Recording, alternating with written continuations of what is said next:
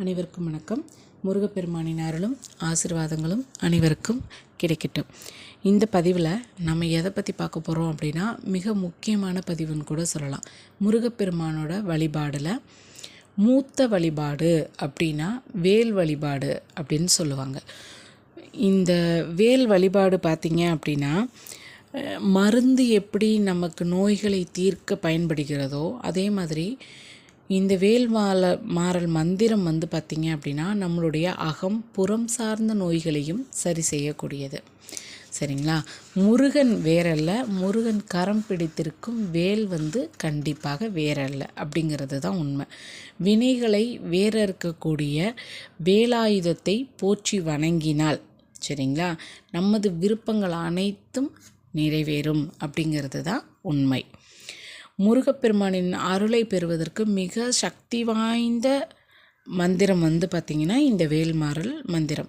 இதை படிக்கும்போது நம்ம எந்த ஒரு வேண்டுதலையும் வச்சு நம்ம காலை மாலை இருவேளையும் நம்ம வழிபடலாம். அல்லது முடியல, எங்களால் 2 வேளையும் முடியாதுங்கிறவங்க ஒரு வேளை வழிபாடு செய்து ஒரு முறை தொடர்ந்து கூறி நீங்கள் படிச்சுட்டே வந்தீங்க அப்படின்னா நிச்சயமாக கைமேல் பலன் இதுக்கு உண்டு.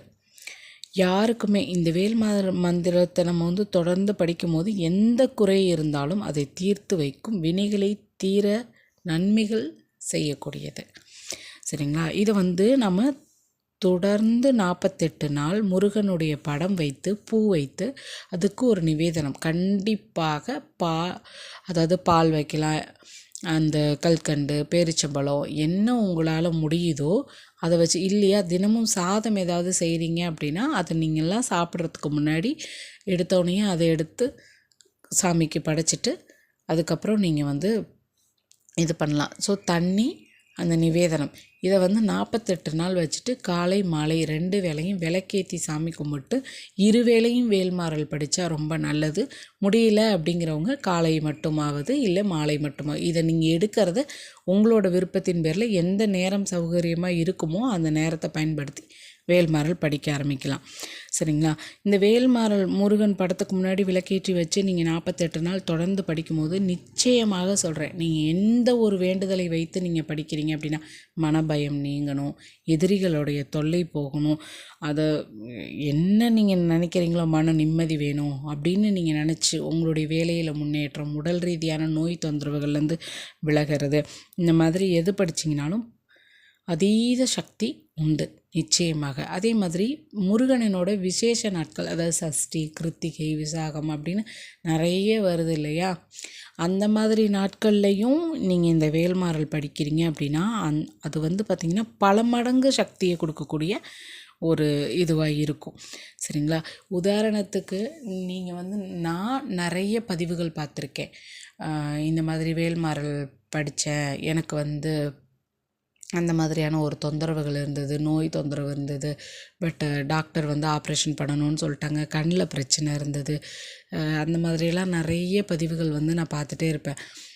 அப்போ நான் வேல்மாறல் படித்தேன், இந்த மாதிரி முருகன்கிட்ட இதை வேண்டிக்கிட்டேன், அப்புறம் எனக்கு நெக்ஸ்ட் டே அது 1 வீக் கழித்து நான் டாக்டரை போய் திரும்ப பார்க்கும்போது மிராக்கிள் நடந்துருச்சு. எனக்கு வேணாம்.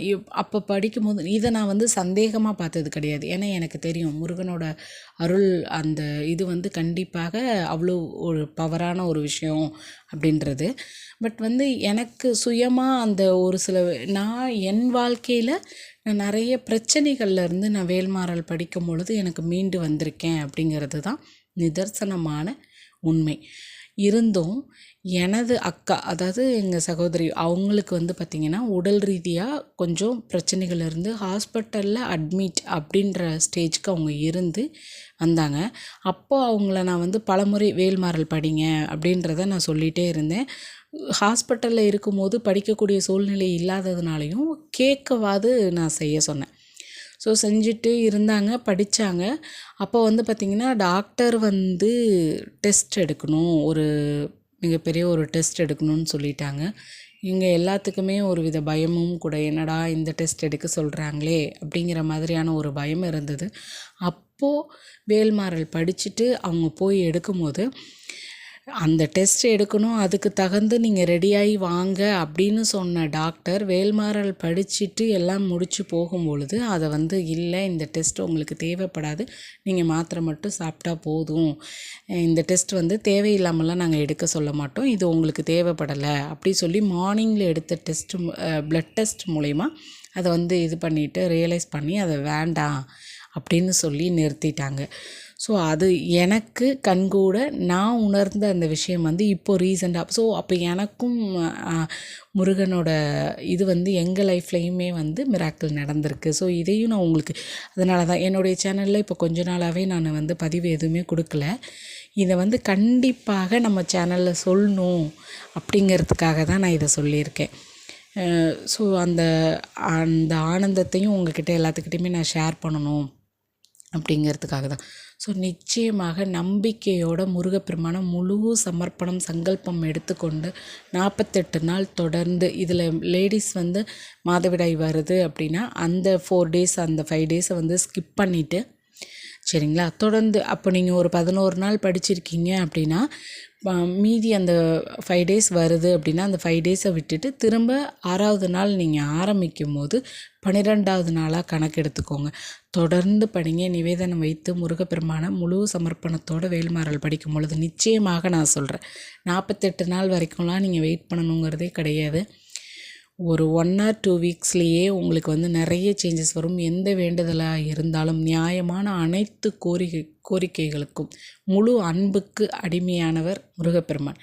ஸோ அவர்கிட்ட முழுசாக அன்பை வச்சு நீங்கள் படிங்க, நிச்சயமாக பலன் கைகூடி வரும்.